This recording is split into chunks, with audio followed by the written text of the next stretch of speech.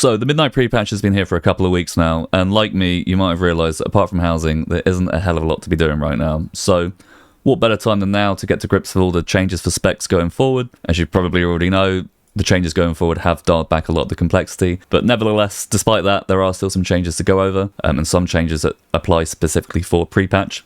So we're going to go over those now. We're going to go over the changes in stat weights, the specific builds for pre-patch, which will be different from the builds that you're currently running on beta and the ones you'll be running when Midnight does go live and you hit 90, as well as changes in rotation. It's obviously easier now, but there are some slight nuances and changes because of how different the spec is now.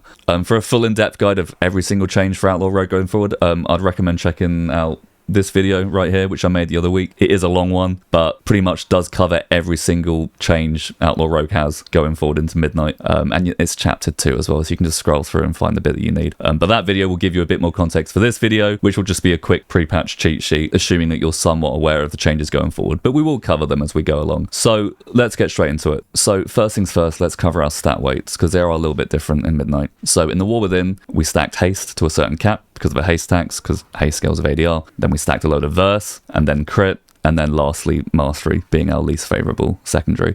In Midnight, basically crit and verse are just swap positions. We did have suspicion this was going to be the case. Early sims have now confirmed that. After our haste tax, crit is now our best stat. In the War Within, the haste tax was about 19 to 20%-ish if you were playing Keep It Rolling. This is now going to be a lot higher in Midnight. So on pre-patch, as it stands, you want to be stacking at least 30% haste. Doesn't drop off until maybe 30, in the mid 30s maybe. I've got probably a little bit more than I need here. I've got about 35%, but in pre-patch, anything below 30%, maybe even 31%, it's going to feel bad. Obviously sim yourself. I mean, I'm personally not min-maxing too hard for pre-patch, but as it sounds on pre-patch, if you want to be optimal and you're doing raids still on Mythic Plus, anything over 30% and you should be okay. This is going to drop to about 24% once we hit 90 in Midnight. But yeah, still higher than it was in the War Within. So as we assumed, crit is now our best stat after the haste tax has been met. So stack that to about 45%. It starts to drop off after that point. Then versatility, and then mastery. So despite mastery, again, being our least favourable secondary, it does seem it might have a little bit more value than it did in the War Within. It's still last, but our mastery, man, gosh, got buffed by quite a bit going into Midnight. Not enough to make it a secondary we'd actually try and stack, but there may be points later on in Midnight where you've hit your threshold for crit and you're stacking verse, and there may be a point where mastery might have a bit more value than verse, especially for Mythic Plus builds maybe. But still our least favourable secondary, but still something to just bear in mind. So those are our stat weights. So haste, crit, verse, mastery. Let's go over talents. So right now on pre-patch, we are playing Trickster. That's for a couple of reasons. Fatebound will be better, we believe, in Midnight once we hit 90. But there's been a bug for a while with Fatebound where we did think it was Lucky Coin, but I think it's now actually been confirmed to be Ravenhold Mint, having a bug where the longer you're logged in, the more your auto attack scales down. I think a fix for that has hit the beta, but it hasn't hit pre-patch. So as it stands right now on pre-patch, Trickster will be something better. So we're playing Trickster for that reason. For single target, this will be the build that you're playing. Obviously, because we're 80, we just kind of decide on talents on the hero tree that we're not taking. These are the ones you want to be taking, and we had to take Kingsbury because we're playing Trickster, and we take Keep It Rolling. You can also take prep for certain encounters, especially if they're going to be short ones. We'll go over that later, but as a rule of thumb, this will be your single target build just for the pre-patch, and for like Mythic Plus, general AOE, this will be your build that you're playing. Obviously, because we need to go down this side of a tree to take out AoE talents, you know, for Dancing Steel and Grand Melee, we kind of have to kind of sacrifice talents we'd like to take, talents that we will be taking once we hit 90. So it would seem that, according to Sims, we have to kind of get rid of Keep It Rolling and Menacing Rush to make this work. So this will be your AOE build, and I'll put the import strings for both of those in the description. So as I covered extensively in the last video, the gameplay is somewhat similar to the War Within. It's retained the kind of nuts and bolts of the War Within, but we just now don't have the ADR mini game because Crackshot's gone and Underhanded Upper Hand has gone. So it's a combination of not having the ability to vanish into Crackshot windows for a sort of burst window, and at the same time we don't have Underhanded Upper Hand to pause the duration of ADR and kind of keep that loop going. So it's just now very much the War Within style of gameplay, but without that mini game, and it's just essentially a builder spender spec now. But that said, Ace Up Your Sleeve has now been reworked to happen at any points, which kind of does what Crackshot did anyway, so that gameplay can happen at any point now, but unfortunately Ace Up Your Sleeve has 2 talent points. This really needs to be 1, because taking 2 is, according to Sims, not worth it at all. I don't really think you need the Sims to work that one out either. So we do have kind of Ace Crackshot gameplay somewhat retained, but just nowhere near as good as it was in the War Within. And in terms of losing buttons, we only really lost Ghostly Strike, which was just an off GCD ability that just gave you a 15% damage bonus. And we now take Blade Rush, which we never really used to, because that's going to be tied to our new tier set. So kind of technically gain a button in Midnight if you macroed Ghostly Strike like some rogues did. But yeah, still the GCD lock spec that we were in the War Within. So before we go into an opener, let's just quickly touch on the new Roll the Bones. So it's been majorly simplified since the War Within. I'm not going to go majorly into depth about it because that is covered in the other video, so check that out if you need like a full breakdown of that. But just TLDR, it's no longer 6 unique buffs, it is just now 4 possible stages you can get, with each consecutive stage giving you the benefits of the stages that precede it. So you've got One of a Kind, you got Double Trouble, Triple Threat, and then Jackpot is your best one. And a little bit different in the sense that you now no longer have Count the Odds kind of buffing you into stages above it, so it's not like you can kind of get like a Double Trouble and then kind of just count your odds your way into like a Jackpot or anything like that. Like you are just locking yourself into stages, which kind of, I feel, by default makes Keep It Rolling a little less lucrative, because you're kind of just settling for kind of lesser buffs with no possibility of kind of getting anything better than that in that window. So as a result, it was my guess on that last video before Sims had come out that we wouldn't be Keep It Rolling unless it was a 3 or higher. Turns out that's not the case. If it's a 2 or higher, you keep it rolling. And it kind of makes sense now that I played around with it, because it just seems to be a case of just kind of playing around with loaded dice. And rather than kind of aiming for jackpot, it just seems to be a case of just doing what you can to not get a 1 stage. We'll cover that as we do the rotation later on. But yeah, that's Roll the Bones. So let's talk about the opener now, because the very first thing we do is actually slightly different, because we don't have Crackshot anymore. So let's just cover that quickly. So on the War Within, you on single target, you would ADR into Roll the Bones straight into a Between the Eyes, right? You know, that would be, you go straight into a Crackshot window. And the reason we did that is obviously not only because, you know, not only did we want to go into a Crackshot window and start getting those Between the Eyes out, but also because of Crackshot, there was actually a dispatch that was tied to it. You passively did a dispatch at the same time, which in turn gave you Slice and Dice, because obviously we don't manually press Slice and Dice anymore. Dispatch just gives you it, right? But because Crackshot's now gone, your Between the Eyes from stealth or whenever no longer has that dispatch tied to it. You don't get any Slice and Dice from it. So it was debated for a bit before Sims came out, like, is it just, you know, is it just worth just getting your first Between the Eyes out just to get it off of cooldown and then building back up to a dispatch and then getting your Slice and Dice up and just, you know, going a couple of globals without Slice and Dice?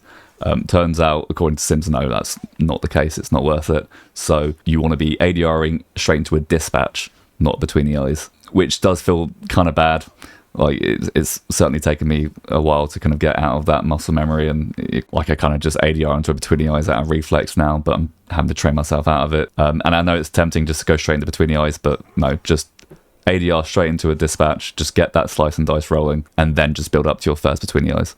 Other things to consider for the rotation: your Blade Rush is now prio, especially when we get the tier set. This is going to be your hardest hitting ability, so there's obviously no CDR tied to it because it's not a finisher, so it's not like, you know, oh, I should, you know, maybe wait until certain things before pressing this. Like, no, just as soon as this is up, press it. Your Between the Eyes then has next prio, which is actually above killing spree. I'm actually unsure at this point where, if you were to get very lucky with ace procs, do you just keep doing Between the Eyes until you run out of luck and then hit your killing spree? I'm not quite sure there. I'm sure Sims might tell us that further down the line, because there is obviously the very likely situation where you open you Between the Eyes before your killing spree, but you just keep getting ace procs, and then you just end up kind of wasting a potential chunk of CDR on killing spree that hasn't been used yet. I'm not quite sure. Maybe you kind of judge that for yourself. As a rule of thumb, I'm kind of just getting 1 Between the Eyes out just to get 1 stack of the damage bonus, and then building to a killing spree, and then just doing whatever ace procs I get then. But then apart from that, it's kind of the same as it always is. You know, don't overcap your opportunity stacks for pistol shot. You know, pistol shot at 3 combo points or less,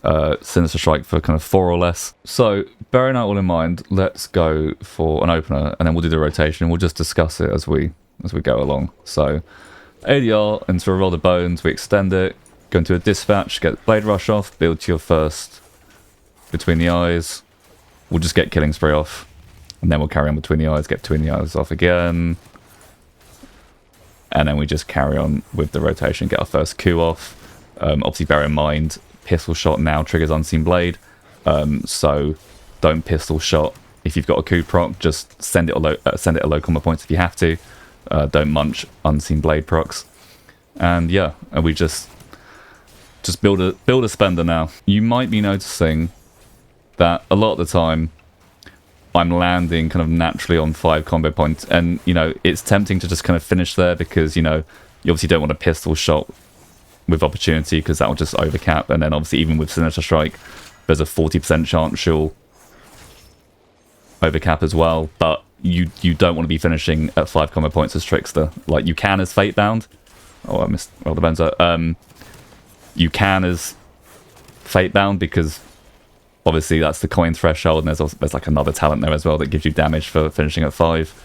But as Trickster, it's a massive DPS loss to be finishing at 5. So even though you might be overcapping, we extend there. Just press that extra builder. Obviously don't press a pistol shot because you will overcap, but at least with Sinister Strike there's only a 40% chance you'll overcap. It's better to finish at 7 and maybe overcap than finish at 5, and also, you know, even if you press Sinister Strike you won't even know you've overcapped either way, so who cares.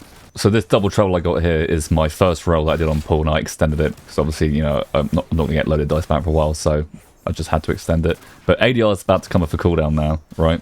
So this is my second ADR, which is going to give me my second loaded dice. And I've got that now. I'm just going to roll this away.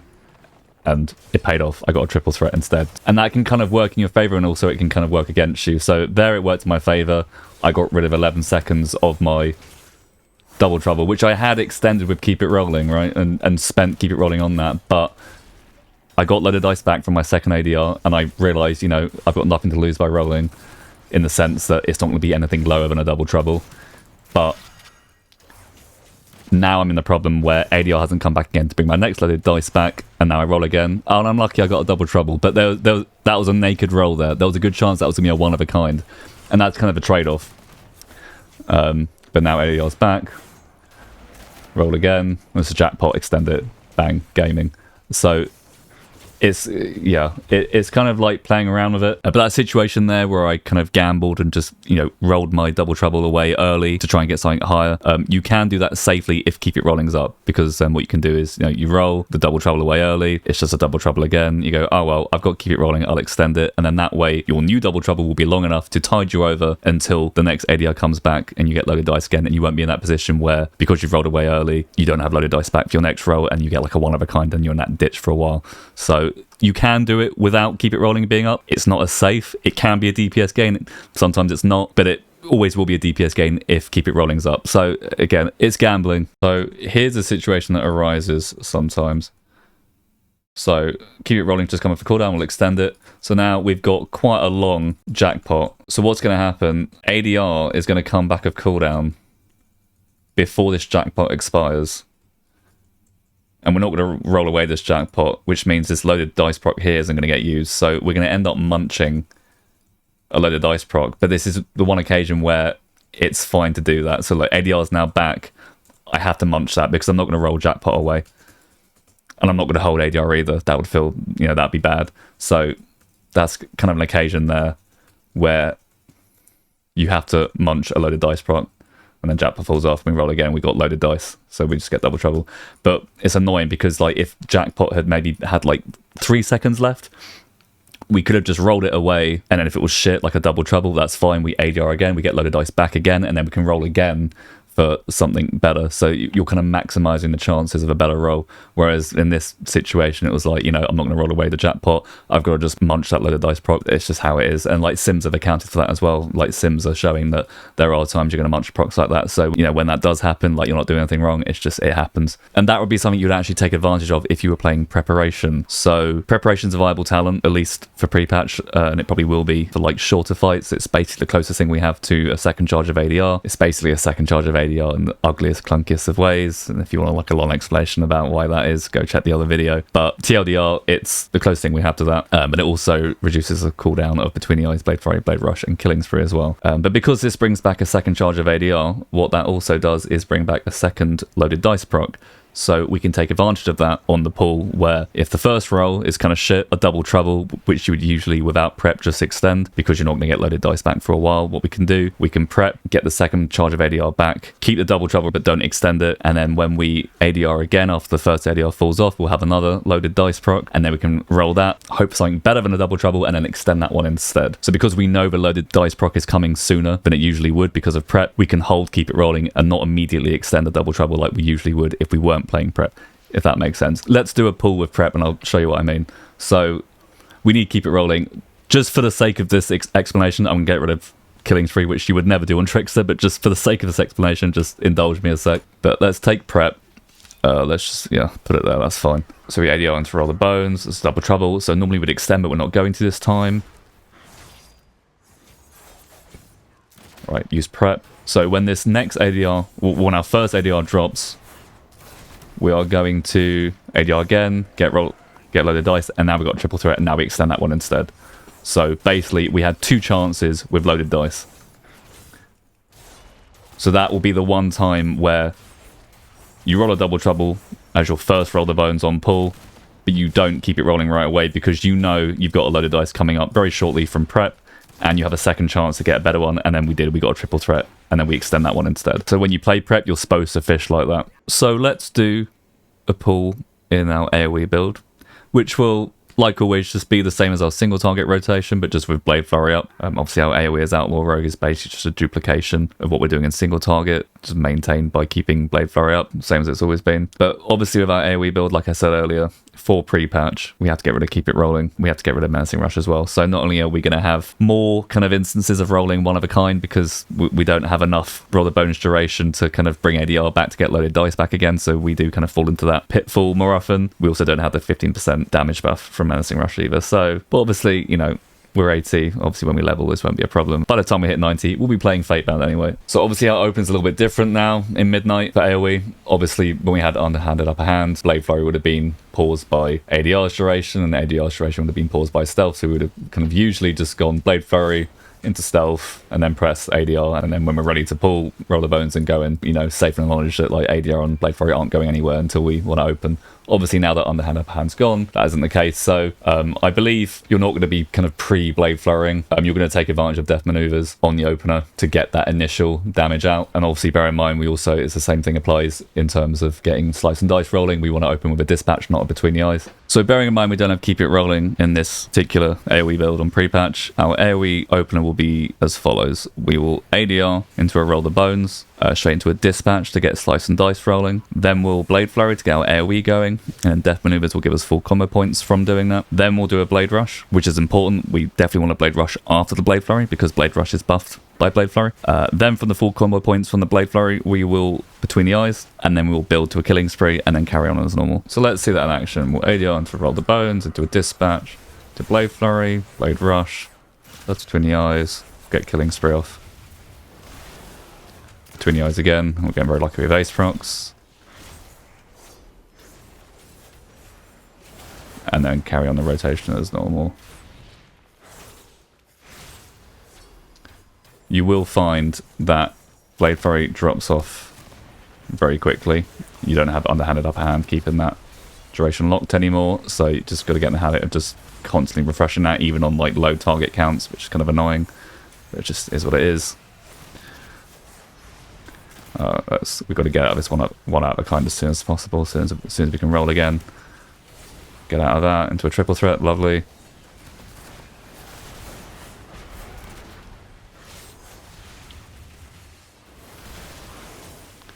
So obviously our DPS tanked there from being in that for a while. Dig ourselves out of that hole, get some ace procs. There we go, we start making the DPS up again.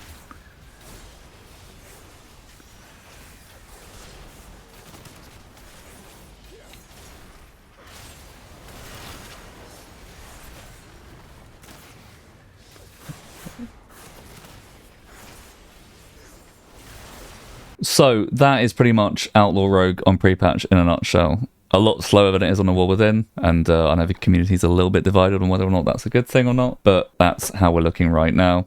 A little bit clunky, but obviously that's just the way things go kind of at this point as you transition between expansions. And once we hit 90, things should hopefully flow a little better. But thank you for watching. I hope this was somewhat informative. As soon as Midnight goes live and we hit 90, I will be doing a more comprehensive guide of Outlaw from the ground up. So if you're kind of brand new to the spec and this video was a little bit hard to follow, I know this video was slightly geared towards people that already play Outlaw and just want to know what the changes are. But if you are brand new to Outlaw and you just want like a comprehensive guide from the ground up, that will be coming in March. I will 100% be making that. I'm just going to wait for Midnight and hit 90, and then we'll do that properly. I'm also doing stuff like this live. I'm testing out stuff in the beta, doing pre-patch stuff, or even just working on my house. If you want to see that sort of stuff, come hang out on Twitch. The more the merrier. But yeah, go log onto your Outlaw Rogues, go have fun with it, and I'll catch you on the next one. But thanks again for watching, and until next time, take care.